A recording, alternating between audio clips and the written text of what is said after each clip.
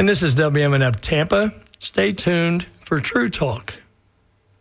On WMNF 88.5, the True Talk radio show, and also the True Talk podcast if you're listening to us on your podcast platform or streaming online at WMNF.org. On today's program, Samar and I are going to continue our coverage and conversation, in-depth conversations about the ongoing genocide in Gaza.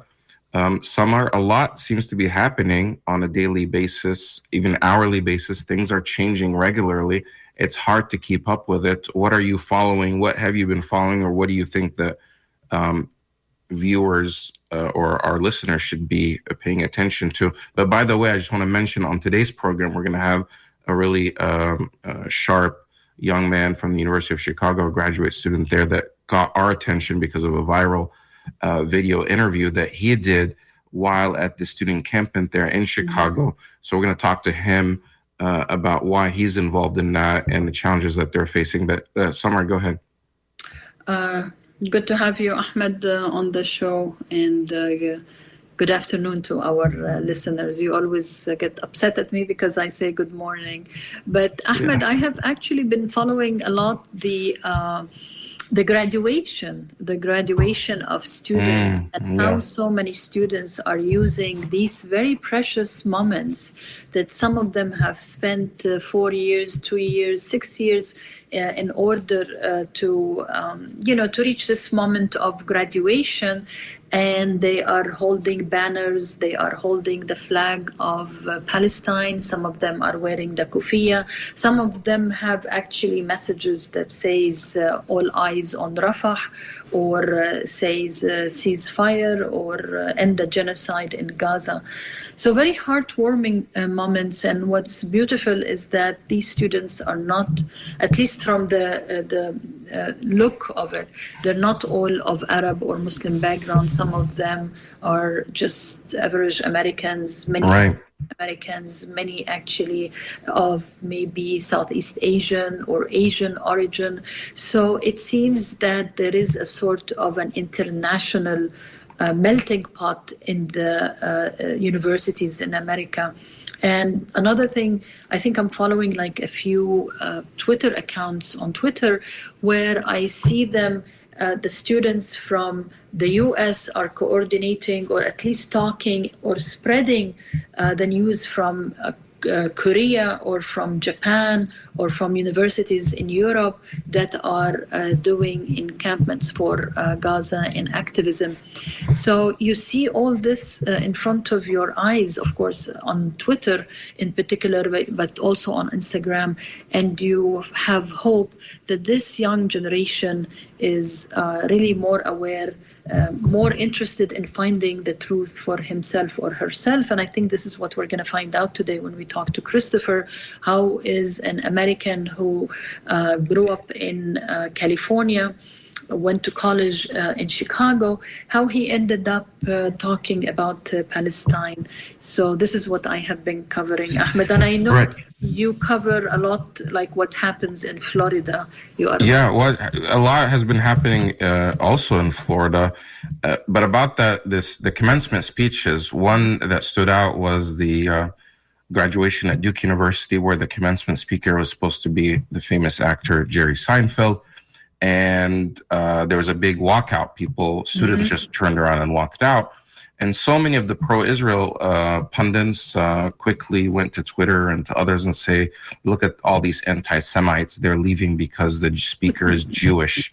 Doing a huge disservice to, the fact that many of these are actually Jewish students that are walking out. They're leaving because he's been an advocate for the Israeli military and for the ongoing genocide. And his own wife has contributed something like $5,000 towards anti-Palestinian protesters or anti-encampment protesters, especially at UCLA, which there was a lot of violence there. That's why they left. It has nothing to do because of his faith. It's because he's supporting genocide. As far as across the state of Florida, more and more counties, including Hillsborough County, where this show airs from, are voting and investing in Israeli bonds, especially after October 7th. And in response, in October 7th, this is one way that these politicians are trying to show their solidarity with Israel and in a way supporting their genocide by using taxpayer money to invest in Israeli bonds. And here in Florida, in Hillsborough County, there was a vote yesterday because the county ordinance actually does not allow for it. It's against the law. It's against the county ordinance to invest in foreign sovereign funds. However, they held, for the first time, they held a vote to change the amendment, to do an amendment to the county ordinance to allow for this type of risky investments. And despite the overwhelming opposition to it by the people that showed up and spoke out, it passed 6-1. And apparently this is happening in other counties. I think Palm Beach County had voted or had so far invested $700 million in Israeli bonds since October 7th. The state of Florida, Ron DeSantis is also pledging or investing $225 million. Wow. So collectively from across the state of Florida, it's like over $1 billion, and other states are also following suit. So that's something to keep an eye on as well. But we do want to now bring on our guest that we're going to have today, which is Christopher Iacovetti from Chicago. He is at the University of Chicago, where he's a graduate student there. And Christopher, welcome to True Talk. Thank you for having me. Thanks. You caught our attention because of this viral video that aired on a local Fox News outlet. It was live at the time, so there wasn't much editing that could happen. A lot of people were just surprised. How did Fox News allow this to happen? But there is a difference between local Fox stations and the national, Fox network. But this was, you were basically right there in the middle of the protest at the student encampment where officers or police were trying to remove the encampment off campus, and they just caught you.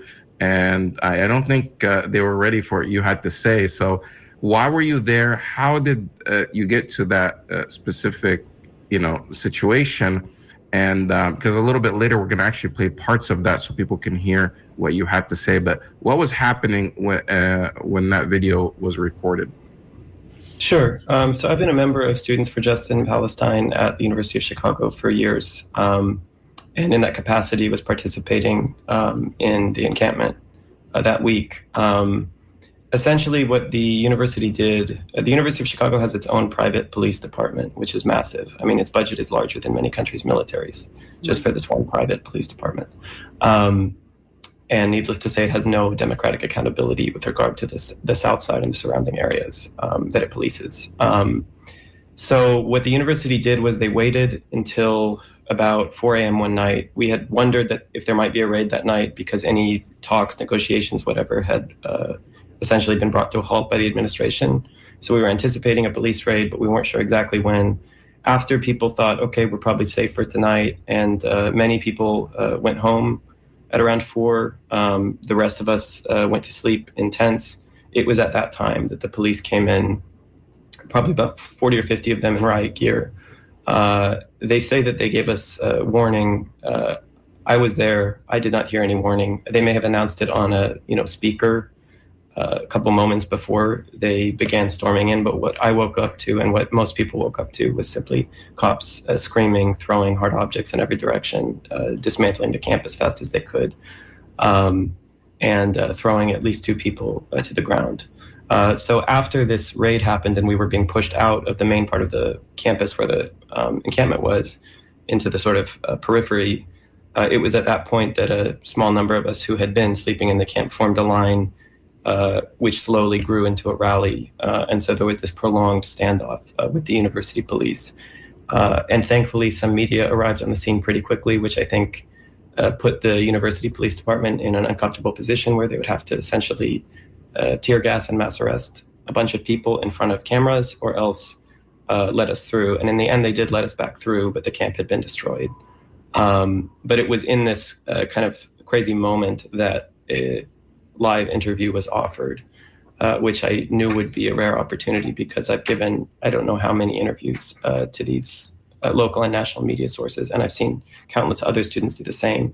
And what pretty much invariably happens is that either the whole interview is omitted because it doesn't fit into the prepackaged narratives about campus tensions, about our feelings, about anti-Semitism on campuses, whatever, because we're trying to talk about the genocide and center the genocide, which is what we're here for, after all. But for once, they couldn't cut it into snippets because it was being filmed live. So on the one hand, I'm very glad that the interview went viral because I think it does communicate some important things. On the other hand, it's a bit depressing to reflect on the fact that countless interviews like that could and would have already been given by students all over the country if the media would simply let student organizers speak for themselves about why they're here. Right. I mean, we're going to play that interview, at least the parts of it that you took advantage to recenter the situation in Gaza, which I think a lot of young people especially get frustrated when they do so much media, and then when they actually watch what ends up getting on TV or in the paper is not what they actually meant to communicate, and then they'll focus on a minor detail that's not necessarily relevant to why students are actually there. But were you surprised by the reaction from how the heavy-handedness from the administration at your university and also the police there, of how they were responding, trying to silence you guys? Yes and no. I mean, at a moral level, not in the least. I and many other students were arrested by the same police department in November, for example, at a sit-in.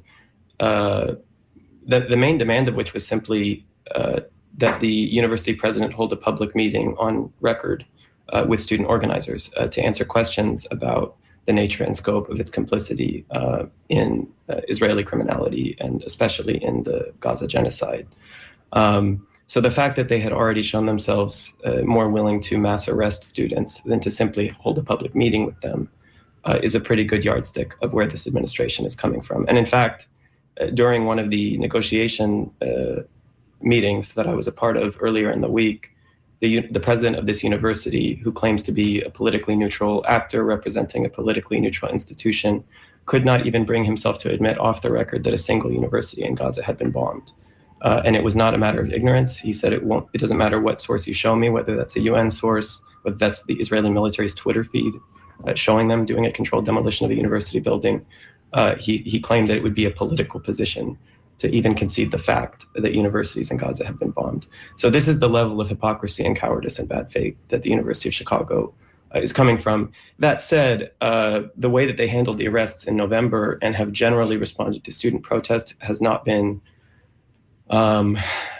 so aggressive in an ambush sort of way. Normally, it's a very protracted, drawn-out process where they're trying to arrest us quietly, or where they're trying to avoid the optics as much as they can because they don't want to be in the news for political reasons. I mean, I think the same motivation was at work here. I think their thought was, if we wait until very few people in the camp are present and those that are there are sleeping, and if we basically terrorize them into flight at once, then hopefully before anyone's awake and before any cameras show up, the whole thing is over with.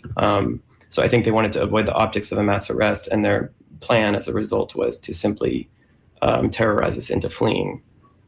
Thankfully, that didn't work because we did manage to hold this line outside, and press did come and people did come to rally. So I guess at once it was characteristic and uncharacteristic. The specific tactic was a bit surprising to me, but it makes sense within the larger framework of how this university operates and seeks to suppress it. For those that are actually listening to us live or just tuning in on Twitter or the other platforms, I'm speaking to Christopher Iacovetti. He is a graduate student at the University of Chicago, where he gave this viral interview that caught our attention. I want to play parts of that now, or a good segment of it, and just so listeners that did not listen to it or see it can have a chance to hear it. So please stand by.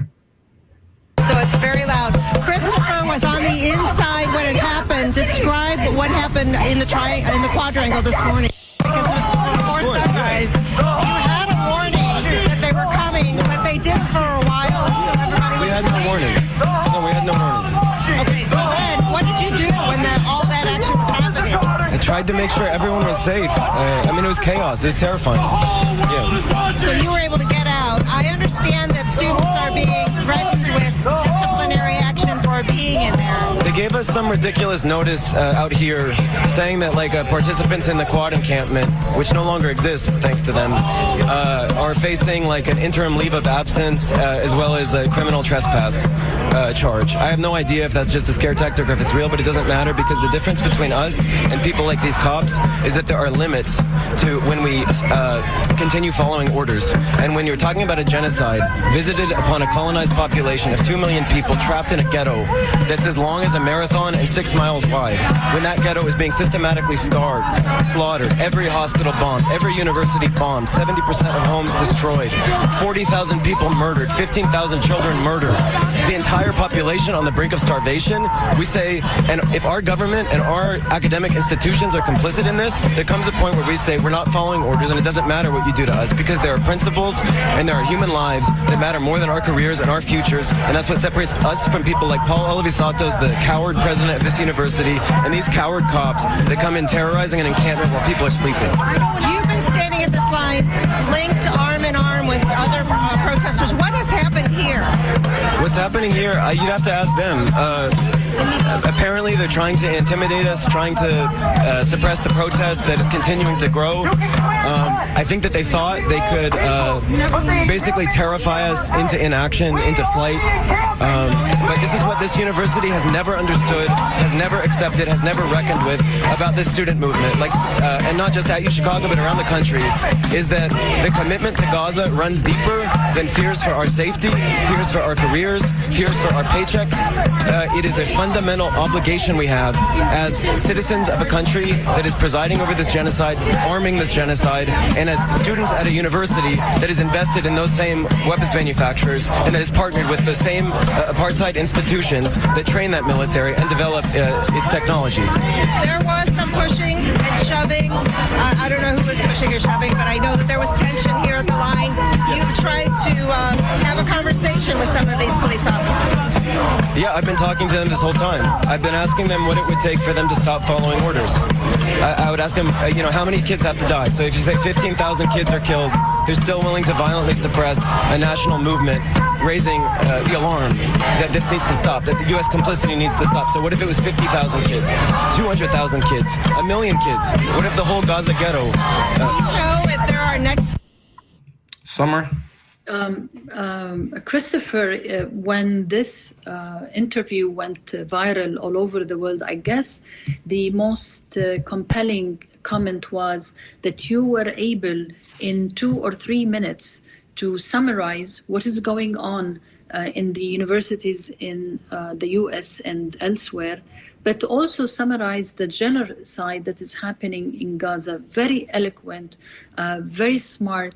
And what was so interesting, but I guess this is the nature of our sad media, you were telling this reporter the substance of why you are there, the heartfelt feelings and emotions and your sentiments and your high moral values, that you don't care about your future, you don't care about graduation, you don't even care about finding a job. And she's asking you, what are you doing there? And what's the next step? As if it's a theater of, like, she's just used to police and people. It doesn't matter what's the content. Were you surprised? Or like, it's mind-boggling listening to her. You're telling her some things that some people have to have read so many books to be able to articulate it. And she's asking you, what's your next step? Like, are you going to shove the policeman? Are you going to throw a bottle at him? Yeah, I mean, I wish I were surprised, but this is not unfamiliar. This is the way that media have interviewed me every time I've given interviews in the course of this movement and in the course of past Palestine solidarity campaigns. And this is the way that the media, even worse at the national level, covers this issue or refuses to cover this issue, because basically the move consistently is to kick up so much dust around every possible issue besides what is concretely happening to Gaza, what is being done to Gaza. I mean, the only thing I regret in that interview is using the language of U.S. complicity, because it's actually far worse than that. The U.S. is presiding over this genocide. It's not merely complicit in it. It has vetoed multiple Security Council resolutions for a ceasefire. it has protected Israel at the International Court of Justice against genocide allegations. It has sent more than 100 distinct arms transfers to Israel, including recently a $17 billion unconditional military aid package. And this goes not only for the present genocide in Gaza, but for the last half century plus of Israeli abuse of the Palestinians. There's not just an Israeli occupation of Palestinian land and people. There's a U.S. Israeli occupation, and there's not just a Israeli regime of apartheid. It's a U.S. Israeli regime of apartheid. So Israel is so completely baked into the U.S. political ecosystem, not in the sense that it's some external actor pulling the strings, but in the sense that it is literally just an outpost of U.S. empire in the Arab world. It's, as Nixon once said, it's one of America's cops on the beat in the Middle East. So I think it is frustrating and disappointing that these kind of diversionary questions are always the ones being asked, and these, in the grand scheme of things, quite insignificant concerns are the ones being raised. But it is not surprising to me because the whole fabric of U.S. society has for so long been conditioned to fundamentally not care about Palestinian life, to not care about Yemeni life, to not care about Iraqi life, and so many other places too. I mean, U.S. geopolitics shapes the way that public discourse happens. So how did you end up caring, Christopher? When did this education about what is going on in Palestine and the rest of the Arab world and other areas of conflict, like where did it start? How old were you? Because obviously, you mentioned how the media, they don't care about the content and how they dilute the issue. So how did you start paying attention to Palestine? As best as I can recall, it probably started with the fact that I was old when 9/11 happened. That kind of formative year of my childhood took place against the backdrop of the Bush presidency, of the Patriot Act, of the so-called War on Terror, in a very militaristic, very Islamophobic environment that I think first disturbed me as a kid on sort of religious grounds. I was raised in a Christian family, and it was disturbing to me to see the way that people in my church, for example, were so comfortable with cheering on devastating invasions in Iraq and Afghanistan and other places. And then over time, I think in probably around high school, as I was seeing what was then happening under Obama to Libya, various forms of U.S. entanglement in Syria as well, and then the succession of massacres in Gaza in 2008-9, in 2012, in 2014. So I think Palestine in particular, I came to a bit later in the context of already being concerned about U.S. imperialism more broadly. And I think the reason it took me longer to get there is because I think the most powerful and sinister form of Israeli propaganda that still permeates so much of U.S. society, but that is beginning to get broken, is that, number one, Israel-Palestine is this quagmire that nobody can really understand. It's so complex. So you should keep your mouth shut. You shouldn't talk about things you don't understand and so forth, which preys on a good epistemic instinct, right? Like you want to be humble. You don't want to run your mouth off. And then attached to that is also this insinuation that if you do somehow speak out and say the wrong thing, then you are either directly or indirectly feeding into anti-Semitism and hatred of Jewish people, which preys on a good moral instinct. Nobody wants to do that. And so this has a real silencing effect because it feels like it's complicated. It feels like it's morally precarious to say or think anything.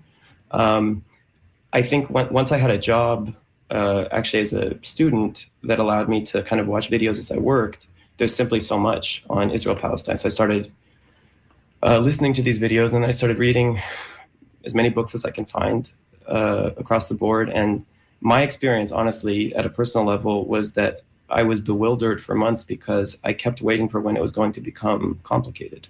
I kept waiting to understand where this complexity is, where this deep challenge and intractability of the so-called conflict is, until eventually, after enough dozens of books, after enough months, I just came to the conclusion that this is a lie, that there's not anything fundamentally complicated about Zionism as a political project attempting to erase an indigenous population, either by eliminating or expelling them, in order to create an exclusively Jewish ethno-state on their homeland. this is just another form of European ethno-nationalism, even if it has a different historical backdrop, and that matters. But in practice, as a political project, this is just another instance of settler colonial ideology, same as what was done more or less to the indigenous population of North America, to the indigenous population of Australia. And any time that ethno-nationalist or colonial projects crop up that effectively reduce entire national, ethnic, or religious groups to questions, to problems to be solved, rather than to human beings to be respected, listened to, and learned from, I think it needs to be opposed. And if it's the U.S. government playing a leading role in allowing all of that to continue and allowing these kinds of projects to self-perpetuate, then it becomes not just a faraway issue that disturbs me. It becomes something that I'm no less intimately connected to as a U.S. citizen, as a U.S. student, and as a taxpayer than I am to, say, the murder of George Floyd, even if I don't live in Minneapolis. The blood is still on my hands. Yeah, Christopher, I just wanted to ask, throughout this time when you were working as a student and watching videos and reading books, I really actually want to ask you two questions, whether there was something in particular, one particular book or one particular video that really was like the aha moment. But were you able to meet a Palestinian throughout this education time? Like, have you started to seek to see if there are Palestinians in Chicago or in California and try to talk to them and see, like, listen to their side of the story? So kind of two questions for you. Yeah, I mean, I think my case is probably a bit unusual in the sense that, I mean, today many of my closest friends are Palestinians, but that was not the case when I first started exploring the topic or trying to understand, or even when the political commitment started forming. So it wasn't that there was first a personal connection that then sort of awakened me to the political reality. It was that as I spent time trying to understand and then respond to the political reality, I ended up in Palestine organizing circles, and I ended up in contexts where Palestinians were all over the place. And so those personal connections have formed very strongly over time, and have been a hugely enriching part of my life, and certainly added a different kind of depth to the overall political analysis. But I guess I say that because I do think it's important that people not feel as though if they haven't been to Palestine, or if they haven't developed a friendship, close friendship with a Palestinian, then they can't have an opinion, or then they can't understand the situation. I think it can be understood in a sort of book learning way. I don't think it's very complicated for reasons I said before. But of course, that is then enriched. And it's very important, especially in the context of Palestine organizing, that Palestinians be given, I think, leadership and direction over their movement, because at the end of the day, it's their struggle for their people. And the rest of us are, to my mind, people like myself who are U.S. citizens, especially white U.S. citizens, are in essentially no different position than Jewish Israelis. And so our responsibility, same as the responsibility of Jewish Israelis, would be to figure out ways that we can responsibly and appropriately support the liberation struggle that Palestinians are conducting.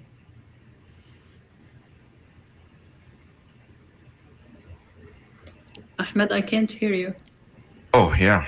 I should turn on my mic. If you're joining us, we're speaking to Chris Yakovadi.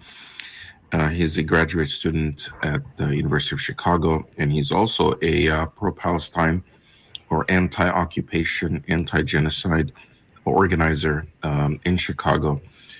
You're part of the Students for Justice in Palestine. That organization is getting a lot of attention. This show broadcasts from Florida.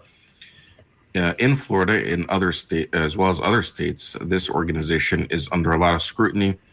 People are attempting to shut it down, even on college campuses. They're trying to ban them. They're trying to take away their funding, not allow them to organize. What about this organization, Students for Justice in Palestine, that people find so scary, especially politicians and university administrators? Well, there's the official answer, and there's the answer that I think is true. The official answer would be that we're some kind of either hate group or enabler of hate groups that traffics in anti-Semitic tropes, that calls for essentially the genocide or ethnic cleansing of Israeli Jews, that wants to burn down everything good, noble, whatever. I mean, this is the kind of caricature. I think what the real problem is, though, is that SJPs around the country are playing a very important role in mobilizing, especially young people, to not only support the Palestinian liberation struggle and to recognize Israel and Zionism for what they are, but are also in a real way shifting the ground of the conversation about what the U.S. is and about what its role in the world is. So in this sense, I think to confront the reality and the horror of what's being done to Gaza is also to confront the reality and the horror of what the U.S. has meant to so much of the world for so many decades. It's to confront one of the most egregious and concrete cases of U.S. imperial policy. And this is very alarming, obviously, for those in political power, in positions of corporate power that are linked to weapons manufacturing and so forth, because it's challenging the national self-image that the U.S. has, as well as calling for the freedom of Palestinians. But there's no substance. I can tell you, I mean, I've been to the national SJP conference behind closed doors, all of that. I virtually never, ever, ever have I heard any whiff of anti-Semitism from anybody, least of all this being some motivating factor for what people are doing. People are there and people are participating in these encampments around the country, not even primarily because they hate Israel or hate Zionism, but because they hate what is being done to people that they care about in Palestine. So in that sense, it's a love of Palestinians first and foremost that animates this movement, and only secondarily, as an entailment of that, is it a deep-rooted moral opposition to Zionism and what it means for Palestinians. So, I mean, I guess it's how some groups are trying to redefine what anti-Semitism means, where they're trying to basically equate it to any criticism of the state of Israel is somehow anti-Semitism. Even with the new bill that passed the House recently, where it redefines what anti-Semitism is, and it gives different examples. By that definition, SJP would definitely be anti-Semitic because it's going beyond just, tropes against the Jewish community. It's actually, criticizing the political, the politics and the government of Israel. I mean, do you find that troubling? The attempts to redefine and expand the definition of anti-Semitism. Right. Yeah, I mean, at one level, of course, this is a totally cynical move that not only hurts the struggle to support Palestinian freedom from occupation, from apartheid, from genocide, but that also dilutes and confuses the category of anti-Semitism itself in ways that makes it much harder to effectively combat in this country. And there are real problems with anti-Semitism in this country, but those problems are overwhelmingly coming from the American right and from ethno-nationalist movements here. And to... Like the Proud Boys and the white supremacists, but you don't see them going after them. No, exactly. And in fact, even the Israeli government is very do with some of them in the world, for example, Viktor Orban. And you do have very concerning trends in anti-Semitism, predominantly on the American right, that need to be addressed. You do have hate crimes against synagogues, shootings. There's a lot of cause for real alarm. The problem is that organizations like the ADL confuse this conversation by classifying all pro-Palestine protests, for example, as anti-Semitic incidents, which then completely confuses and scatters the data, both sociologically and empirically, in ways that make it harder to address the real problems and get to the root of them. And it should be mentioned also that like SJP as an organization and any other of the major anti-Zionist organizations in the US are disproportionately Jewish. That's not to say that, I'm not going to try to get into an argument about like what percentage of young American Jews, for example, support the movement or don't. That's not, for me, the point. The point is more that if you go to any Palestine solidarity events, it's usually something like 30% Palestinians and Arabs, maybe 40%, depends where you are, and then about 20% Jewish anti-Zionists, and then the remainder is people of various backgrounds that are simply invested as U.S. citizens. Right. We've noticed that the young Jewish students. In some places even older, are very actively involved in resisting and saying, Zionism doesn't speak for us. especially like organizations like Jewish Voices for Peace. But what does it mean to be anti-Zionism? Because there are people that, try to say, well, every Jew is a Zionist, every Jewish person is a Zionist, because, every Jewish person supports the idea of having a homeland for Jews. It sounds like something that's kind of not a bad idea, because they were persecuted everywhere. And so when you say that these groups and these encampments are anti-Zionism, is everyone at the encampment anti-Zionist, or are they all just against the genocide, and then you have a segment of them that are against Zionism? And then what does being anti-Zionist mean? Sure. So there's a few questions there. I would say that the overwhelming majority of people at these encampments are anti-Zionist, properly understood. What this means is not, so I would say that the kind of mutating and expanding definitions of anti-Semitism are happening in tandem with mutating and expanding definitions of Zionism. So Zionism is not some abstract idea about Jewish people being safe, secure, having a homeland, whatever. That has never been the root of what anti-Zionists or Palestinian movements have been opposing. Zionism is a concrete political project. It exists in history, and that described itself as a colonial project for decades in its early stages. It was only after colonialism became a sort of bad word in the age of decolonization that there was this attempt to redefine Zionism as if it was just this more sort of amorphous thing.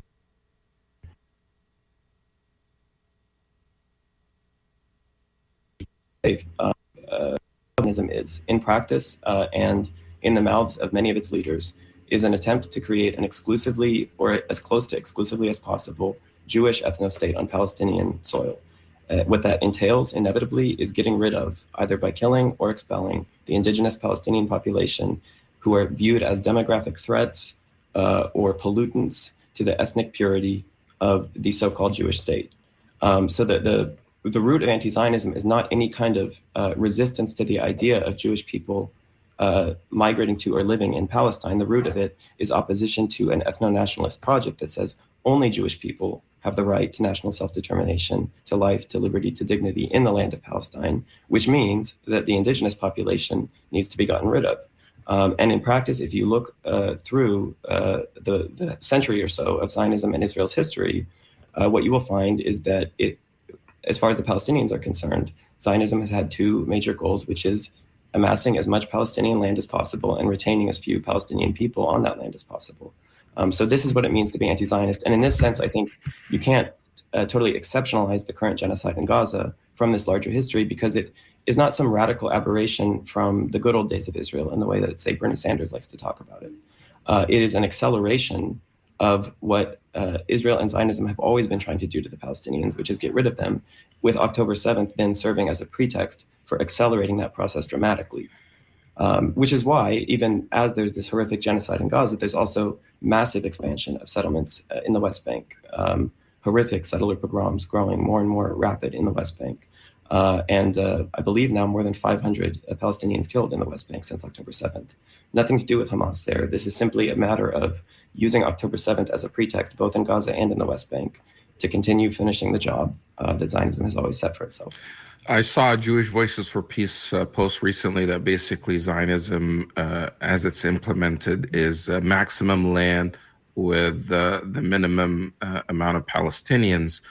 Would you agree with that notion, that it's about getting as much land as possible? And is there any other example of this kind of project anywhere in the modern world right now, or what could you compare it to something in history?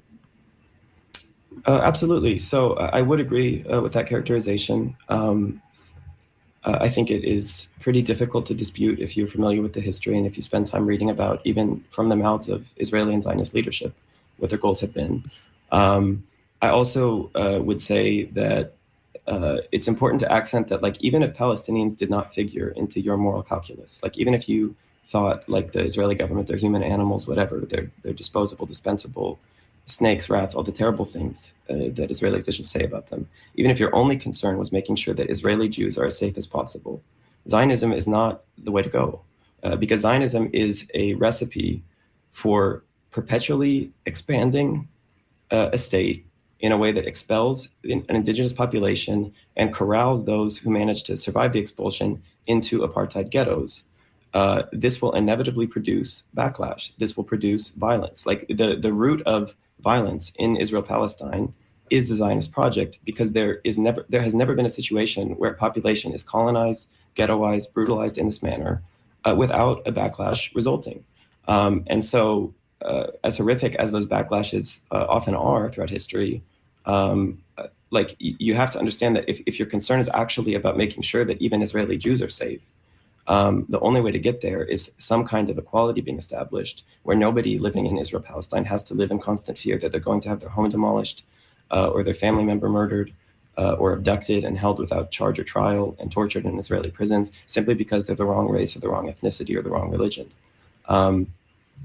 There was one other part of your question, but I don't remember. Yeah, I mean, can you compare it to something? Is there any other similar project like this, like Zionism or an ethno-state that's anywhere in the world that's successful? Or what could you compare it to in history, like, for our listeners to kind of understand what's happening in Palestine? So in terms of the dynamics of settler colonization, I would compare it to especially the era of westward expansion in the U.S. So you have an indigenous population that is being systematically driven off their land, corralled into ghettos, reservations, whatever. And then whenever there is a violent backlash on the part of the indigenous population, this is used as a pretext to accelerate that process even further and to say, you see, these people are irredeemable savages, terrorists, and so forth, and we have no choice but to continue this violent process. I think at the sort of ethno-nationalist level, I would compare it to cases like Turkey's ethnic cleansing, say, at the foundation of its modern statehood of Greeks, as well as its genocide of Armenians, which was another genocide justified on the pretext of attacks against civilians by Armenian separatists who were living under the boot of Turkish oppression and responded to that boot in violent ways, which were then used as a pretext to basically send 1 million people on a death march into the desert and to confine them to concentration camps. So it's not unusual. There's many cases like this that you could give, but it's not unusual that genocides and colonial projects use the counter-violence of indigenous populations as a pretext to then accelerate the foundational violence, which is colonization itself. Right. I mean, I don't know if the Turkey example is an exact fit, because there was no ongoing occupation that continued after that. And there is all these different, I guess,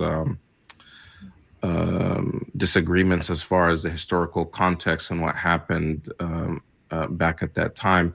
But definitely after the establishment of, these international conventions and the United Nations and the idea of never again, because that, happened in the Turkish example happened, I think, during World War I, I guess, or around that time. Whereas in the modern time, I mean, after all these conventions were put into place and after the idea of, this should never happen again, there should be international law and humanitarian law.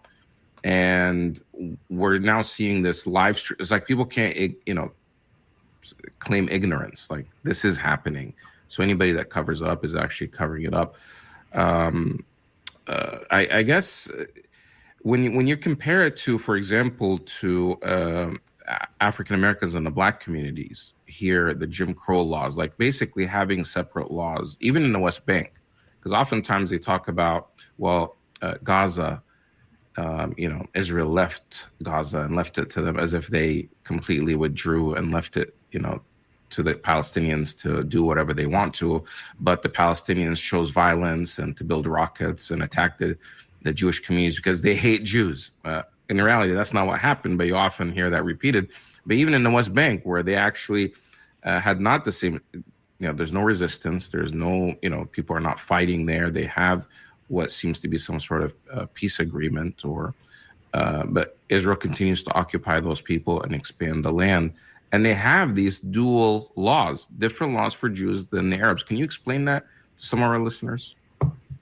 For sure. And just one point of clarification. I agree that Turkey is not a perfect parallel, and I don't think that the U.S. is a perfect parallel either. I was just trying to give two parallels that capture different aspects of the Israeli situation. So I think the mechanics of colonization in the U.S.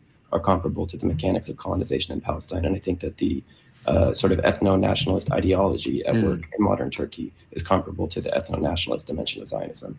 And not only with regard to the Armenians. Okay, yeah. When you mentioned basically where they basically were creating a type of new identity or a type of identity and saying, hey, we're Turks. Yeah. When, before that, they were Ottomans and they were, allowing some sort of autonomy in different regions. Exactly. Yeah. But the creation of an ethno identity or nationalism, I see what you're saying about that. Now, as regards, I'm sorry, the last question was about. Basically saying that even outside of Gaza, that there's this dual laws that exist where they have different laws for Palestinians. And is that part of Zionism or is that a product of colonization where, that basically Palestinians are not even second class, but they don't have no class. They basically have different laws that keep them subjugated, even in the West Bank where they supposedly have their own area, but they continue to be occupied. Yeah. So if you start from the premise, which could be defended, but it would take a longer interview, that I'm correct or that Jewish Voice for Peace is correct in saying that Zionism is always after basically two main goals, which is taking as much Palestinian land as possible and getting rid of as many Palestinians as possible. Then the question becomes, what do you do with the fact that the whole population cannot be expelled at once? For political reasons, there are constraints. For legal reasons, there are some constraints. And in terms of maintaining enough international support, especially from the West, to continue the project going. So they can't simply expel everybody at once. They got as far as they could in 1948 doing that. The Zionist militias did. But there are Palestinians that have remained. So there's about, today, if you count the West Bank, Gaza, and the legally defined Israel, you have about roughly 7 million Jews and 7 million Palestinians living from the river to the sea. The 2.3 million of them in Gaza have essentially zero rights.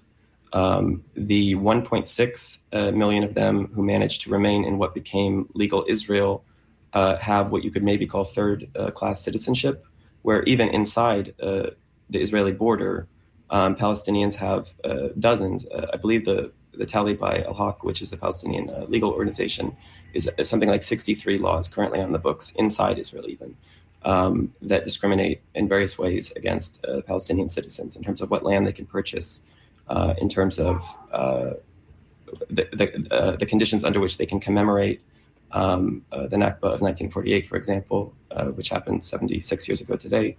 And in terms of the conditions attached to them participating in any kind of political process, like oaths of loyalty and so forth.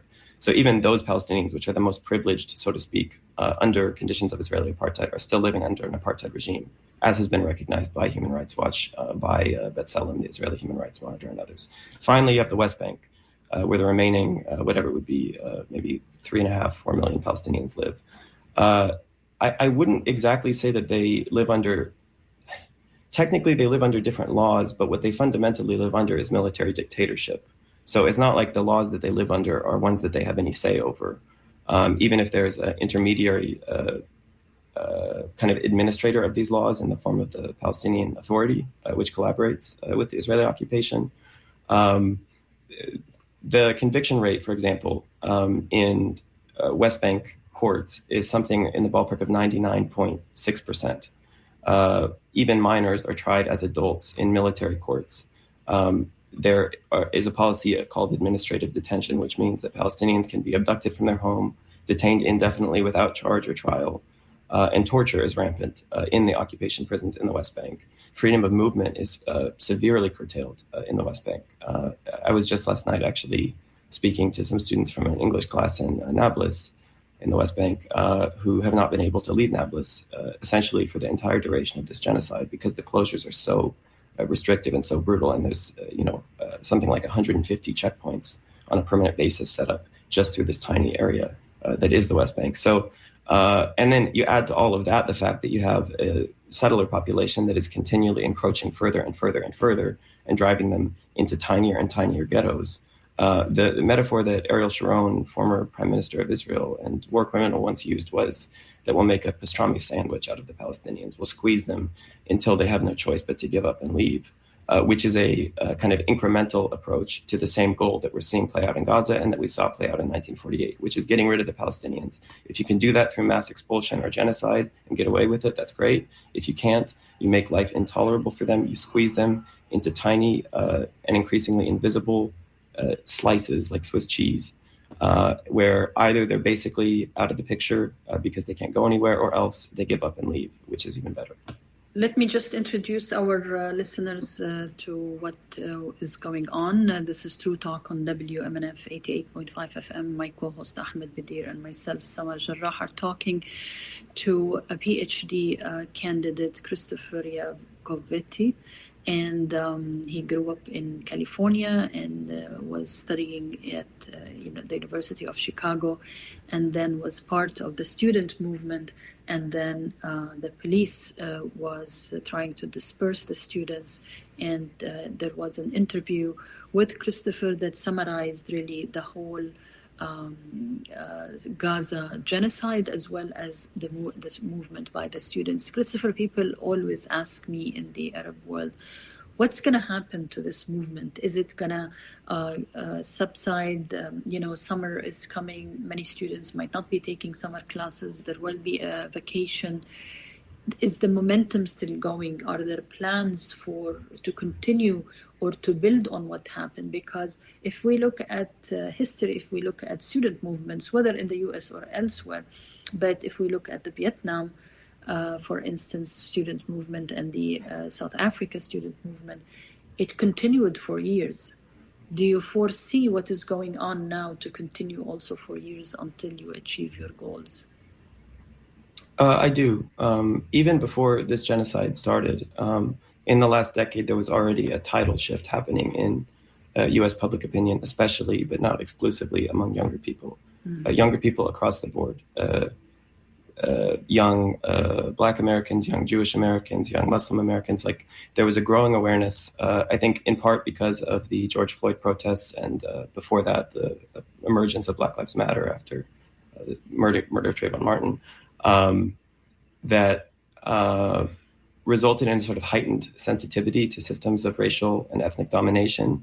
And people were already beginning to see clearly what was being done to Palestine and the injustice of it, and most importantly of all, the role of the U.S. in enabling and presiding over it, which brings it very close to home. It's not a faraway issue. It's something for which we're all responsible as U.S. citizens and taxpayers and students.